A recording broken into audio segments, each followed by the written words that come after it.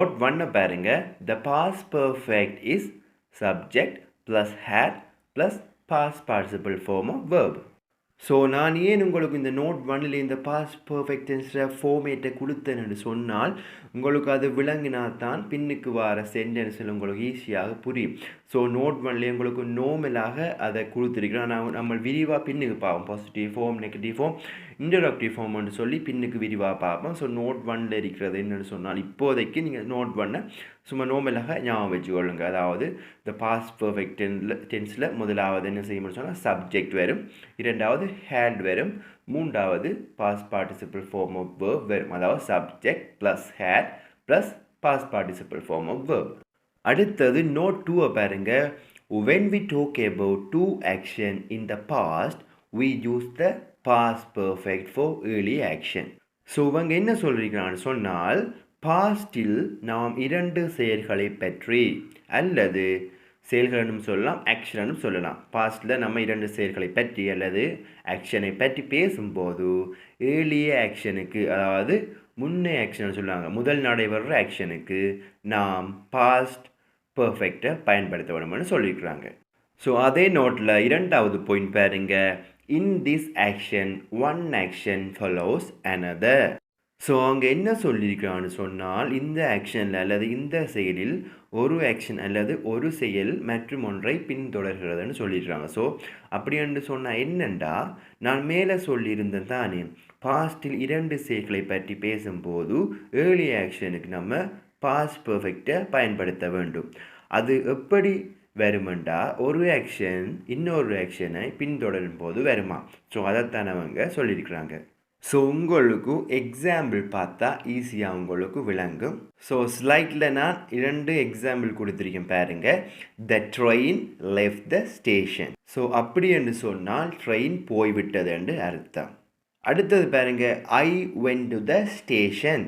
So அப்படி என்று சொன்னால் நான் ஸ்டேஷனுக்கு போனேன் என்று அர்த்தம்.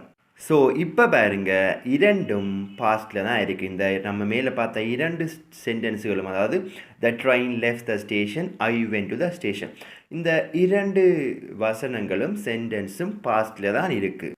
ஆனால் ஒரு ஆக்ஷன் இன்னொரு ஆக்ஷனை பின்தொடர்ந்து வருது.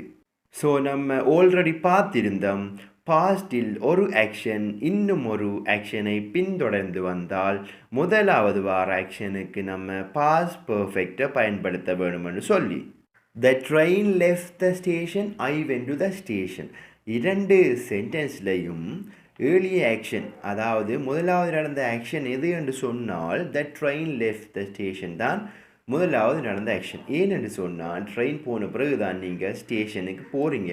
எனவே தான் ட்ரெயின் லெஃப்ட் த ஸ்டேஷன் தான் முதலாவது நடந்த action. I went to the station தான் இரண்டாவது நடந்த ஆக்ஷன்.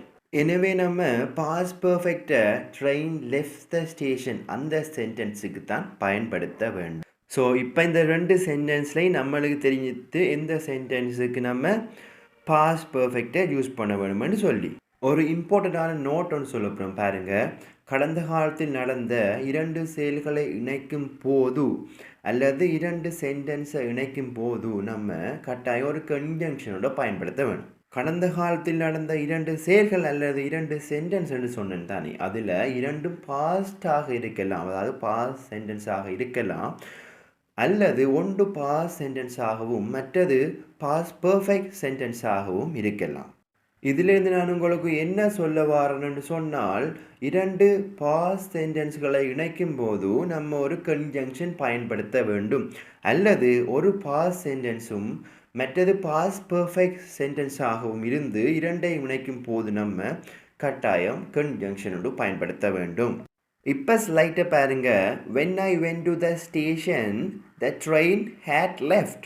ஸோ இங்கே ஒரு சென்டென்ஸ் பாஸ்டில் இருக்குது, மற்ற சென்டென்ஸ் பாஸ்ட் பர்ஃபெக்டில் இருக்குது. நான் உங்களுக்கு அந்த ரெண்டு சென்டென்ஸையும் ஆல்ரெடி நான் விளங்கப்படுத்தி எதுக்கு பாஸ்ட் பர்ஃபெக்டை போடணும்னு சொல்லியிருந்தேன். ஸோ அது உங்களுக்கு விளங்கியிருக்கும் இல்லையா. ஸோ இந்த இரண்டு சென்டென்ஸையும் இணைக்க நான் when என்று சொல்கிற கன்ஜங்ஷன் ஒன்றை பயன்படுத்தி இருக்கிறேன். இப்போ பாருங்க, when I went to the station the train had left. So அப்படின்னு சொன்னால் என்னன்னு சொன்னால் நான் ஸ்டேஷன் போன போது ட்ரெயின் போய்விட்டது. ஸோ அதை இப்படியும் சொல்லலாம், ப்ராக்கெட்டில் போடுங்க பாருங்க. The train had left when I went to the station. Train போய்விட்டது, நான் ஸ்டேஷனுக்கு போன போது. இரண்டும் ஒரே மீனிங்கான வசனம் தான்.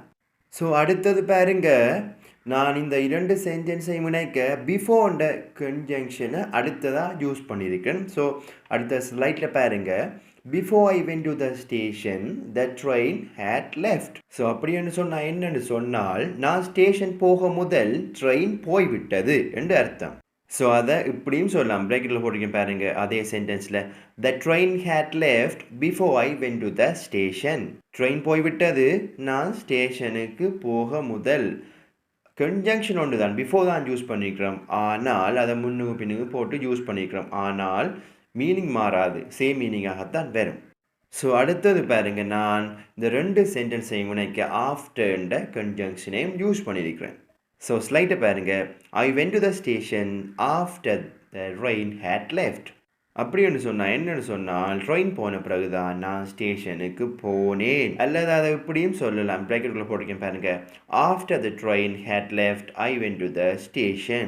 ஸோ ட்ரெயின் போன பிறகு தான் நான் ஸ்டேஷனுக்கு போனேன். இரண்டும் ஒரு சென்டென்ஸும் ஒரே மீனிங்கில் தான் வரும். ஸோ அடுத்த இம்பார்ட்டன்ட் பாயிண்ட் ஒன்று பாருங்க, but when two actions occur at the same time or one action happens right after another we use the past simple for both.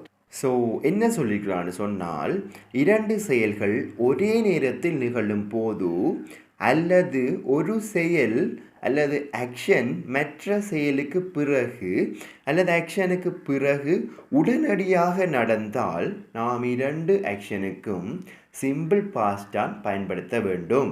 So இங்கே இரண்டு சென்டென்ஸ் இருக்கு பாருங்க, I open the door the dogs ran out. இங்கே இரண்டு செயல்களும் ஒரே நேரத்தில் நிகழுது.